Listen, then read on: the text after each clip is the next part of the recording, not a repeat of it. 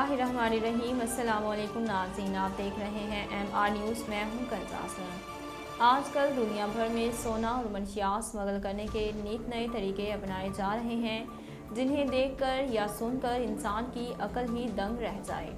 ऐसा ही एक वाक़या हाल ही में भारतीय शहर हैदराबाद के एयरपोर्ट पर पेश आया, जहां खातून ने 18 लाख भारतीय रुपए मालियत का सोना अपने बुरके में सी रखा था, जिसका वजन 350 ग्राम था। भारतीय मीडिया के मुताबिक खातून दुबई से हैदराबाद आई थी और उन्होंने छोटे छोटे मोतियों की सूरत में सोना बुरके में छुपाया था, जो कि प्लाटिनम की धात रोडैम प्लेटेड था। सुप्रीम कोर्ट ने साबिक सेनेटर फैसल वावडा की खाली नशिस्त पर इलेक्शन रोकने की इस्तदा मुस्तरद कर दी। सुप्रीम कोर्ट में फैसल वावडा नाअहली केस की समाअत हुई, जिसमें अदालत ने 9 मार्च को साबिक वजीर की खाली करदा नशिस्त पर इलेक्शन रोकने की इस्तदा मुस्तरद कर दी।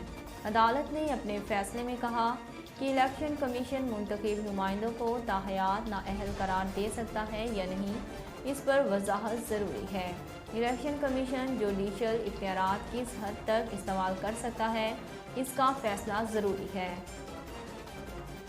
जमीयत उलमाए इस्लाम के सूबाई सदर मौलाना अताउर रहमान ने कहा कि हुकूमत को अब हर हाल में घर जाना होगा।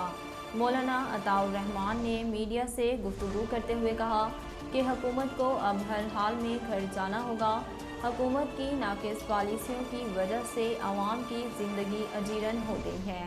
उन्होंने कहा कि हुकूमत के खिलाफ PDM और हुकूमती मुखालिफ जमातों ने हिकमत अमली मुकम्मल कर ली है। अदम एतमाद के साथ लॉन्ग मार्च और तहरीक भी चलाएंगे। Pakistan super league Pakistan cricket के लिए खुशगवार हवा का झोंका साबित हो रही है। PCB के सरताज इवेंट से न सिर्फ बासलाहियत और पुरजोश नौजवान क्रिकेटर्स मुल्क को मिल रहे हैं, बल्कि बोर्ड के खजाने पर भी शानदार असर पड़ रहा है। साथ ही क्रिकेट के तरसे शायकीन को क्वालिटी मुकाबले भी देखने को मिलते हैं।